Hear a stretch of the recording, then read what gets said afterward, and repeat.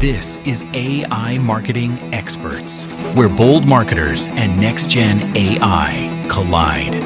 Each week, join us as we decode trends, test tools, and share real wins from the AI-powered front lines. No fluff, no hype, just straight talk and smarter marketing. Tap subscribe and let's geek out on AI. Well, howdy, everybody, and welcome to the AI Marketing Experts podcast. My name is Chris Hunter, and I am the Chief Marketing Officer of roofingsites.com. I'm joined here today with our panel of AI experts and really good friends of mine that are AI geeks as well. All right.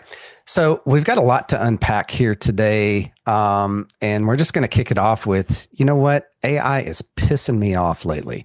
I had a very frustrating week. I shared it with these guys. They heard all of my frustrations in our chat, but what about y'all? Who else has anything to share this week about how AI has been treating you lately? I can jump in. I've had some really frustrating chats this week.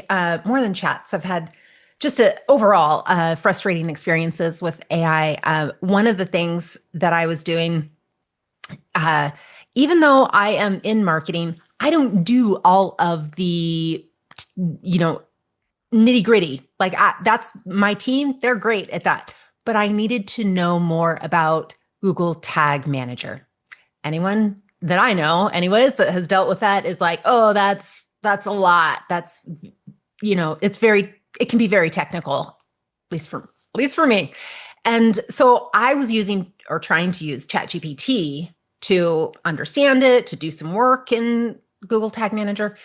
And it constantly, I had to kind of remind it or say, but wait, I thought we were doing this. And what about that? And why are you telling me to do that if this other thing is happening? And it was constantly like backpedaling and correcting itself only after I asked. And I only knew to ask because I knew enough about Google Tag Manager that I could actually do that. Without it, I would have just gone totally down the wrong pipe. But then also I decided, okay, let's switch over to Claude. Same exact experience. Like maybe, and it was telling me how to do everything in a different way. And so now, like I've gone through both of those things, and there's usually multiple ways to do things. I mean, we all know that, but it was just a very frustrating experience all around. And you also mentioned earlier while we were prepping for this that spelling. It threw you off as the spelling was showing up. So, I mean, again, just some things to keep our eyes open. And as we reiterate every week, don't copy and paste and run with it. To your point, make sure that you are following and understanding exactly what it's providing, that it's accurate. Absolutely. And there's more than a few times that I've had to tell AI, whether it's ChatGPT or Claude, usually ChatGPT actually, that like, that's not proper grammar. Like that is not how that is said, like, in a sentence. And it corrects it after that, but it's important to read what you're getting and make improvements. Even if ChatGPT isn't hallucinating and telling you something that's incorrect, even if it's telling you something that is correct, it can still be wrong in the grammar. So I think Chris ran into some pretty big frustrations with GPT-5. Is that right? Oh, yeah. Yeah. And the crazy part about that is that it was simple stuff, right? I was having it copy and paste what it had just created into a document, and it just literally would not or could not do that. And I even asked it a couple of times, I'm sorry, do you want me to do this for you? Right. I thought this was the other way around, that you're supposed to be doing this for me. Right. Kind of a thing. But I mean, there was other things that I noticed too, like, and I'm talking ChatGPT specifically. I also had kind of the same exact experience over in Claude, which was unexpected for me. I've never had issues like I did this week. Now, granted, I was rebuilding some workbooks, right, for that included some SOPs and checklists and stuff like that I was sharing out in my workshop that I literally just had. I do monthly workshop and all that kind of thing. I was having it improve what I already had, and gave it a few extra ideas. It gave me some ideas. That part was working great, right? The ideation part. What was not working at all was the simple stuff, right? Like copying and pasting math. It got math completely wrong. I'm like, that's not at all right. Do the math again. That is not at all right. And it was just simply if you sell, 6 roofs a month, for 12 months by $15,000, it gave me some really bad number, like $12 million. And I'm like, I'm pretty sure that's $1 million, not 12 million. So, I mean, it was way off. And when you corrected it, then it's like, oh yeah, you're right. You're correct. I'm like, yes, I know I'm right, but thank God I'm not just relying on you to give me the right information here. So y'all saw my chats. I was definitely irritated at that point. I think I'm going to call it AI rage. AI rage. Is what it basically was. Back in the day we had computer rage. You would get so frustrated at technology. I'm coining the term. I'm sure someone else has already done this, but AI rage. Yeah. I love it. You guys were all laughing at me. It was a week or two ago because I was having that, that we were talking about swearing like a trucker. I won't use the term I used last time because she's on the call right now. But I was swearing like a trucker at the at AI, and I sort of went down the rabbit hole of, because I wasn't happy with ChatGPT 5 when it came out. I was finding it was messy and it's gotten worse, and I wanted to know why. And I've put like hours into videos and trainings and stuff like that to see what other people who are running into the same problem, and like Reddit forums and stuff like that. And it does really feel, and I was like, we were mentioning this before as well, that it's gotten to a point where it's right now there's an inflection point. It's gotten too smart for its own good. It's trying to do too much, which is going to jump over that hump next. But at this moment, it's sort of like the simple side of it. When it finally figured out math, if we all remember 2 years ago or a year, like, you don't even try and get it to do math. It couldn't do math. And then all of a sudden it solved that. And it just kind of became a little bit better of an answer engine and stuff like that. And I think it's still great as an answer engine. If you turn on the big blue button and just have a conversation, you can have a chat with it. But when you want it to do some advanced stuff, and like you're saying, Chris, and do this and do that, they have built so many features into it. And I assume then that Claude has added, like, upgraded, to try and keep up. And the same thing is happening. But what it means is that even our simple crit prompt that we talk about, like that Jeff Woods from AI Driven Leadership, good starting point, like give it context, give it a role, ask it to interview you, give it a task. Nowadays, like I updated one and call it the Crito plus D, because we have to give it a control panel. Or at the very least, you have to set how much verbosity, how much, like how verbose it's going to be. How many calls do you want it to do out to the web? How do you want it to self-reflect? Do you want it to self-analyze? Do you want it to do that until it comes back, until it's 100% right before it shows you? Because if you don't set those, it guesses on all of them. And if you don't set the directives, it's guessing again. So the act of prompting has become so much more challenging that OpenAI put the OpenAI cookbook for GPT-5 out. And if you read it, it's a good, like, if you study it, it's a good couple of hours to study the document. Like, it's not like, that's not what we were meant to have. AI wasn't meant to be like, let's study and take a university course on it. Let's, do our thesis paper on it. Eventually we'll figure this out. So it does seem to be trying too hard, that the harder you push it, the less accurate it is. The easier you push it, the better it is. But the harder you push it, like the stuff, like, even just do this and then do this, it's kind of, oh, I think I know what else to do and what else. And it's got too, and they're going to have to put guardrails on it or do something for the power users, because the act of writing a prompt and then reminding it and having all these little taglines, like, when you ask me a question, because at the end of every chat, it asks you, oh, would you also like me to do this? We've always thought that's amazing. You could answer yes, and it redoes the last two things it did out of the blue. Yeah. So now you have to answer yes, I'd like you to do that, but please do nothing else. I don't want you to redo or rethink any of the stuff we've got to this point so far. I only want you to do the one thing that you just asked me, which is this. And you almost have to be that specific now, right now. And I don't think that'll be the same in a month from now. But that's the point we're at right now. It's weird. It's really weird. Yeah. And frustrating. Yeah. It can be. Yeah. But I think honestly, there is, excuse me, I think there is a silver lining though. I mean, if you think about it, some of what John just covered and what was been discussed already is yes, some of us are pissed off at AI, some of us are frustrated, and some of us cuss at it. I don't, because I'm a good guy. John, he's crazy, right? But the thing is I think that it's being adjusted in a lot of ways because 2 years ago it didn't do math. A year ago it didn't do images. I mean, whatever it is, it continues to improve. But you have to take it all with a grain of salt. You have to proofread what it spits out. You have to know how to prompt it to the best of your ability. And some people create prompt. What did you call it, Jen? Where it literally refines your prompts, right? You can train a GPT to refine your prompts. So some of it has to do with prompting, but there are other pieces of it that you have to be cautious of. I know some of us on the call experience some frustration or heartburn on the cost of some of the more technical things we're doing now with AI.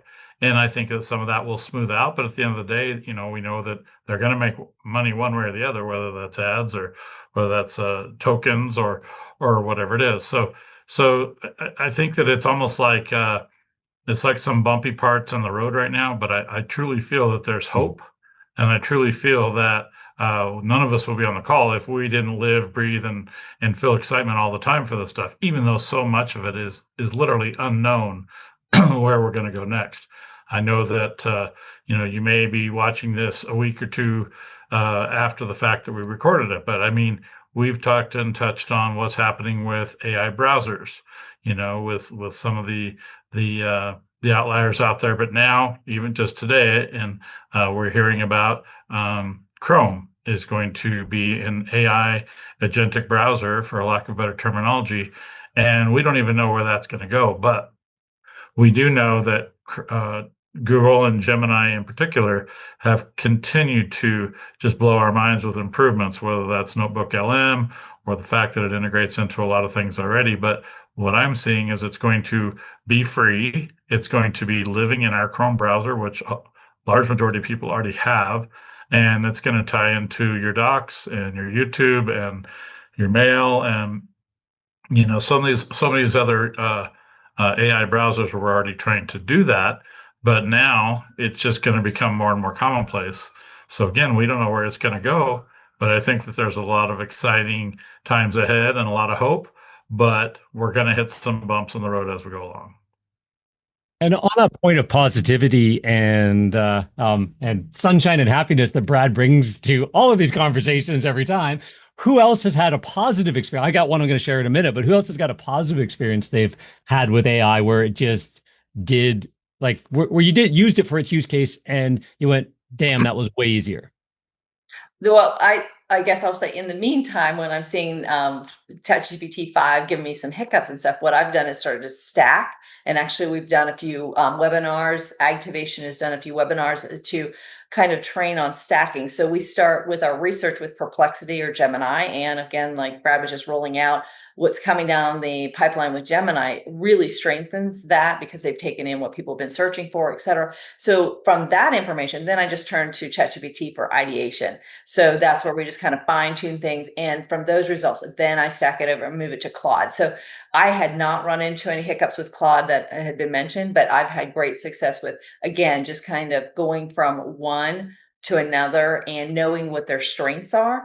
And therefore I can roll out some really strong information. So whether it be strengthening a landing page, looking for as to what I would want based on the questions or what they're searching for online, I'm able to strengthen that. So running it through these little steps of starting with either, like I said, Perplexity or Gemini to do that research.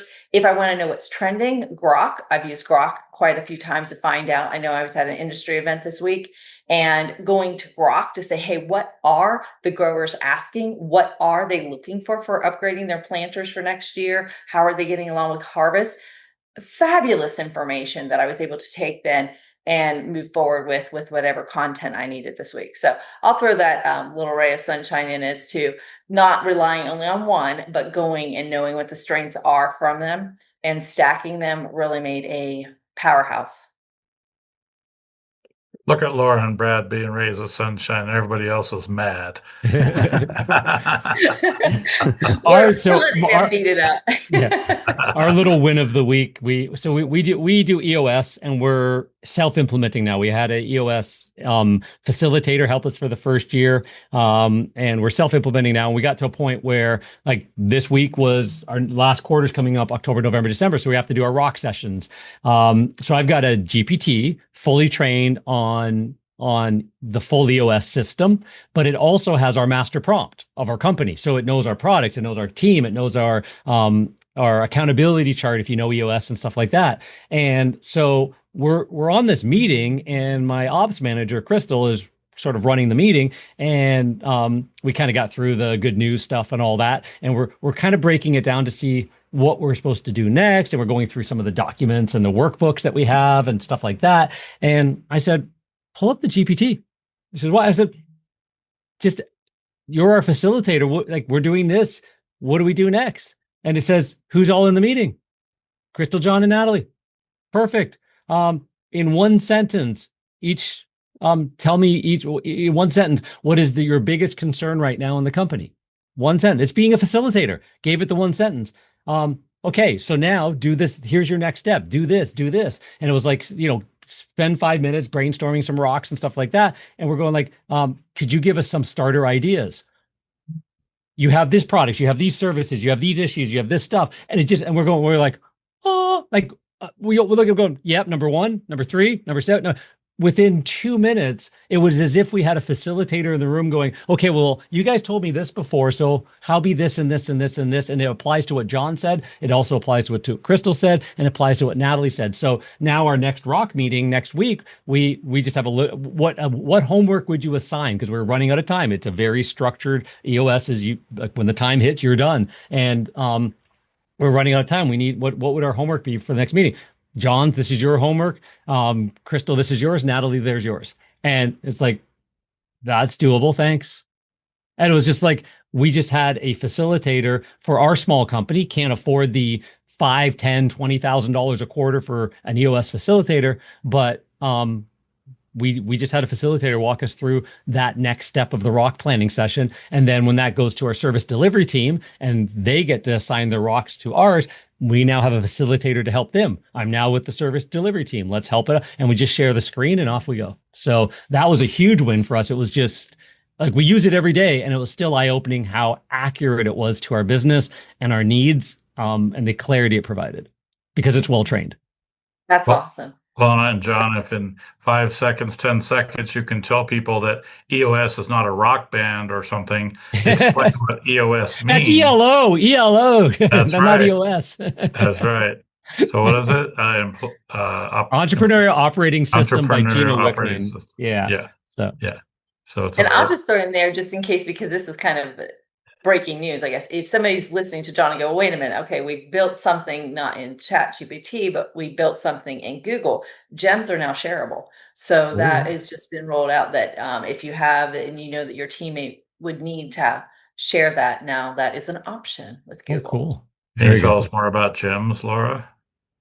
I cannot, because I build everything in ChatGPT, but it would be very similar. And maybe Jen knows more about and I haven't used gems because you can't share them. So that was always a limitation. Now that we're doing more with Google Notebooks, and we're using and seeing what's coming down, I have a feeling that we'll be looking there more frequently.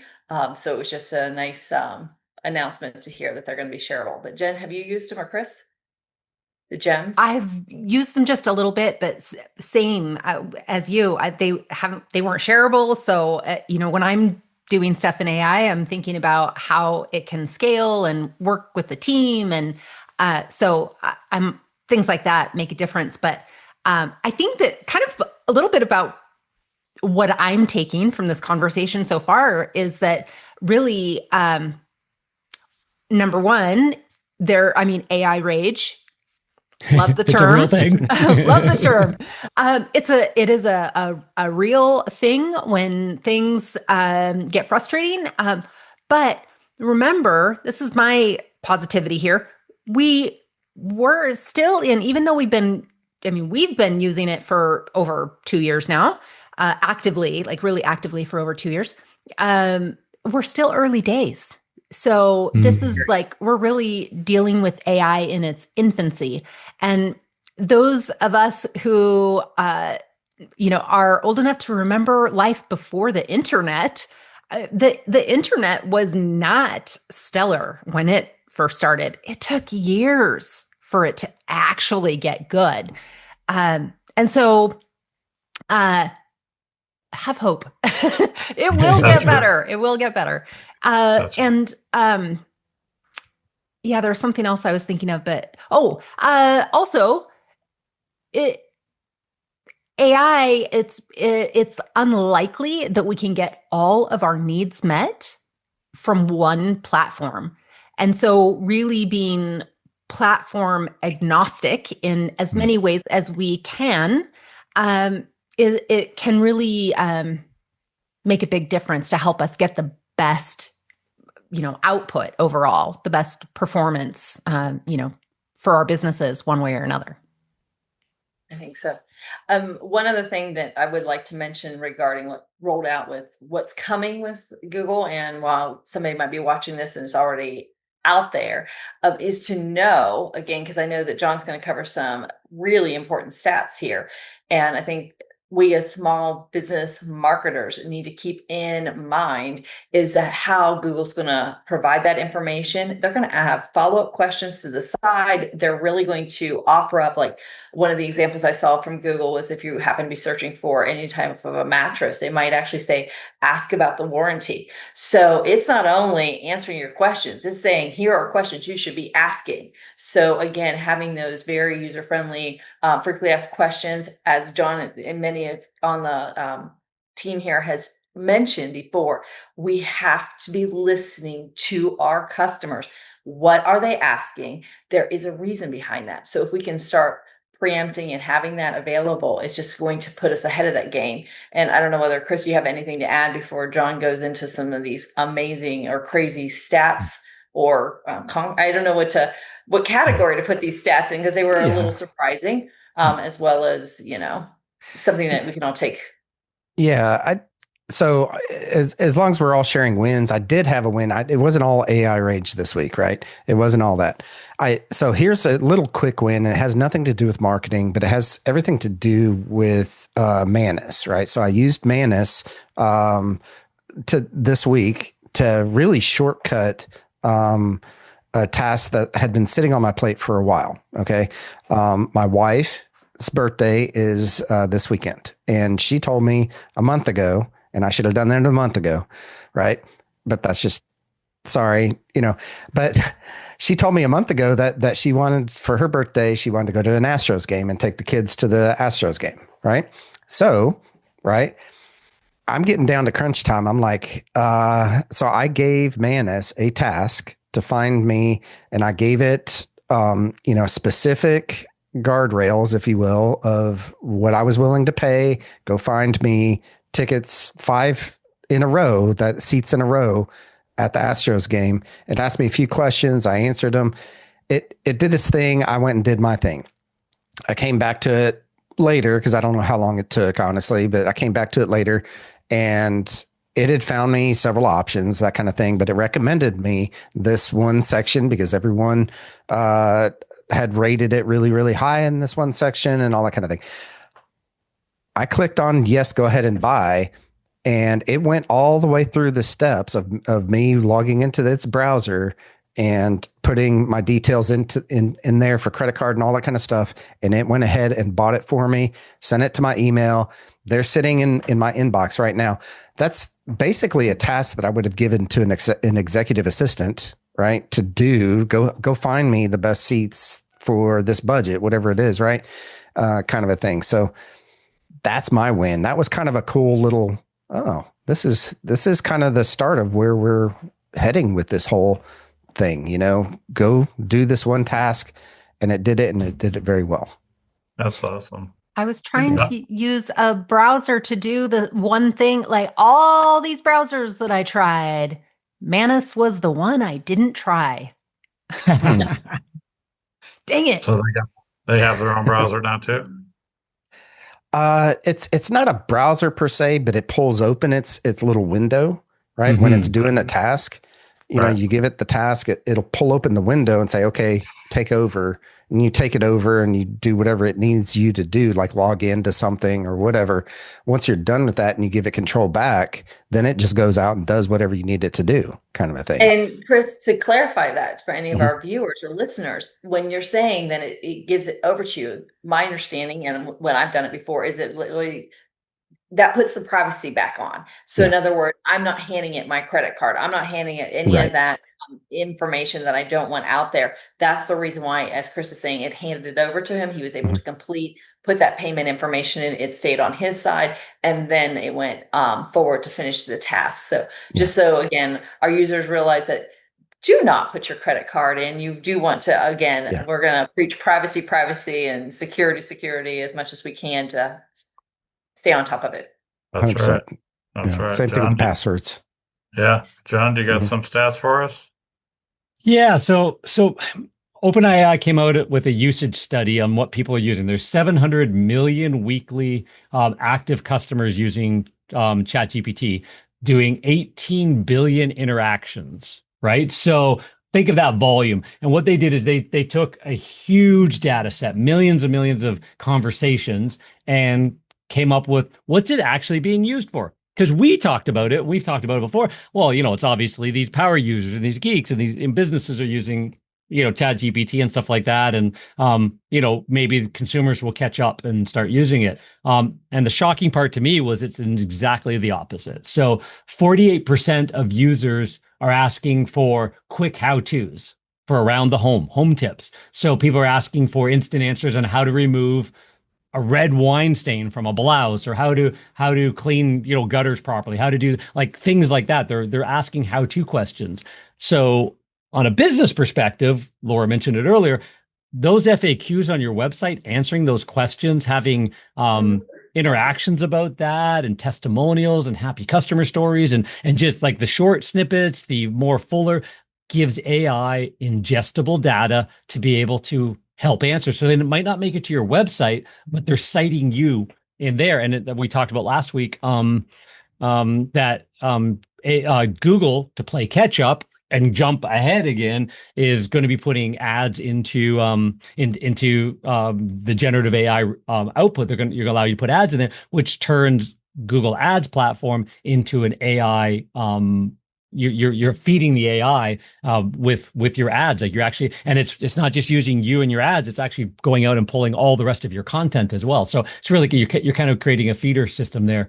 35% of ChatGPTs use it for DIY or design inspirations. So creative content that you can put around on social and on your website around that as well.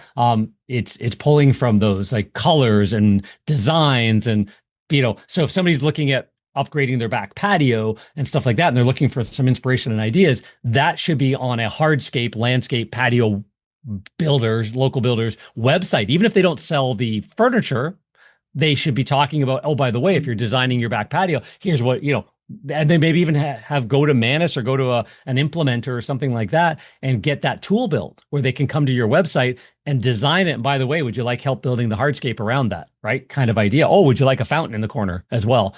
52% feel more comfortable trusting AI for everyday tasks. So over half the people using it are finding it for everyday tasks.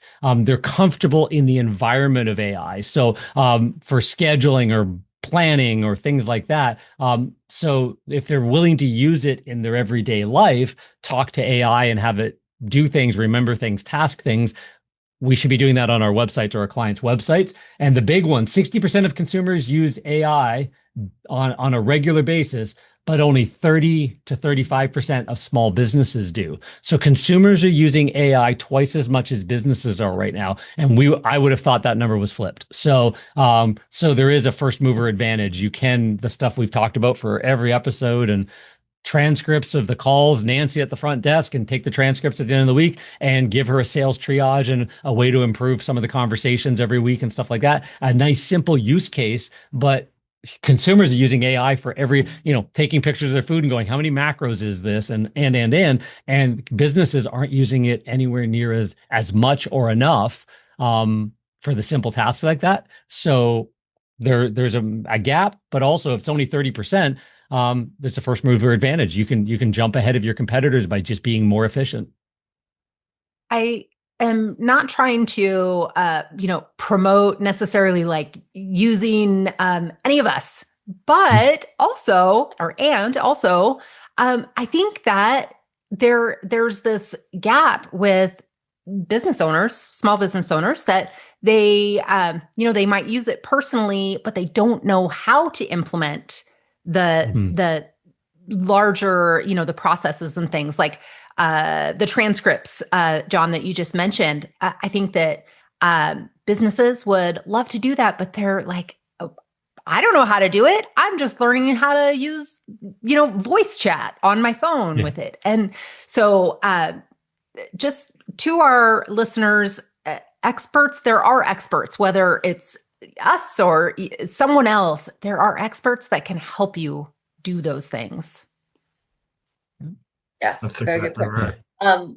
I would like to, if you don't mind, I'll share my screen real quick, because I think one thing to John's point of people, and again, thinking about privacy, now ChatGPT, as all of them, they have a way that either the questions you're asking is being used to train, or you can turn that off. So anyway, I was just thinking that might be a valuable point, that if you are watching this, that if you just go down, it used to be our icons were up in the upper corner. Now they moved down to the bottom, but you do want to take a time and go through the personalization and consider all your general, but you've got your data controls. So if it's automatically set as on. So if you are using ChatGPT, personal, business, or whatever, you just have to make the decision as to whether you want that, what you're asking, what you're loading, everything to be used to train or improve the model for everyone, as well as, you've got many things to go through. So I just wanted to point out, you've got that as well as your security.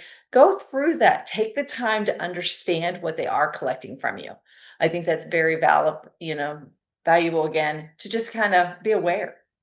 That's great points, Laura. I think everybody should. And if you don't know how to use it, that point that Laura said, open two windows, and in one window, take a screenshot and go, I want to set this up to make it best for me. Ask me one question at a time. Use the answer of my question to find my next question, or ask the next question, and let's walk through this and set this up for my use case, and have AI help you set your AI. Like if you don't know how to do it, ask it. And I'm going to throw this up too, as I hope gold nugget everybody can take and run with. When we're having our team meetings, if someone's bringing a question to the table, ask them, have they used any type of AI to research that or come together with some information, solutions, details, facts, whatever might be needed. But if they're coming to the team meeting, if they can come more prepared. So that's a nice, something I'm going to take away too, is state to my team, do some research. AI should be not number 2, number 3, number 4, make it number 1 when we're trying to move forward with any of our customers and within our business. There you go. And I'll stack on top of that, right? Because something that I've been working on, and y'all know this, but is that every single one of my meetings has been feeding into Airtable, right? The transcripts of every single one of my meetings. So with the intention that I'm going to build a Ask Chris GPT for my team, right? Mm-hmm. So that I love that idea. Now, from once I get that thing built, I'm gonna be like, have you used the Ask Chris GPT yet to answer that question? So love that. That's huge. So I guess I can't be an a-hole anymore because my team, anytime they would ask me a question, or my family or anyone, I said, "Wow, there was this really cool thing invented last week. Google, I think it was called. Could you give that a try first and then come back to me?" And that would be my standard answer daily. And I can't do that anymore because now it's like, did you ask chat? So I've lost my joke. Damn it. I think that helps to what Jen brought up in these small businesses. And when they're saying, I don't know how to use it, that at least gets them to interact. And then as a company, as a team, you can decide as to what is the proper way, to whether it be using a team account or, whether you have your security turned on, turned off, or whatever is being decided as a company. But it helps with those conversations. Well, and also YouTube is your friend as well. You could probably learn just about anything you want to learn on YouTube. So that's why we're here. Yeah, exactly. So so check it out. We want to teach. We want to share. Yeah. So I think we covered some good stuff. What do you think, Chris?